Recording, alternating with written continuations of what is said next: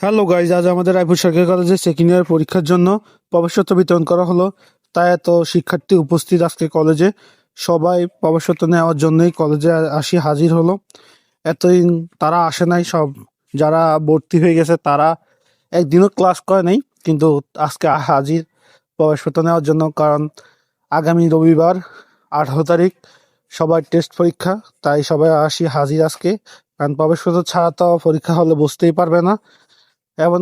এমনও আছে যে ফার্স্ট ইয়ার পরীক্ষা দিয়ে গেছে কিন্তু সেকেন্ড ইয়ার ভর্তি হয়নি, এমনও লোক আছে।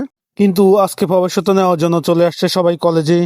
কারণ 18 তারিখে যে পরীক্ষা না দিতে পারলে তো ফাইনাল এক্সামে বসতে পারবে না। কারণ টেস্ট পরীক্ষা তো মেন, টেস্ট পরীক্ষাতে টিকলে না ফাইনালে যে বসতে পারবো। এই জন্য সবাই আজকে চলে আসছে। এই যে আমাদের সব ভাই দ্বারা কলেজে এসে হাজির। স্যারে ইতিমধ্যে প্রবেশপত্র বিতরণ করা শুরু করে দিল। যারা ভর্তি হয়েছে তাদেরকে দেখে দেখে প্রবেশপত্রগুলো দিতেছে। প্রবেশপত্র যে রিসিপ্টটা আছে, মানে ভর্তি হওয়ার যে রিসিপ্টটা আছে, ওই রিসিপ্টটা দেখে তারপরে প্রবেশপত্র দিতেছে সবাই আর কি।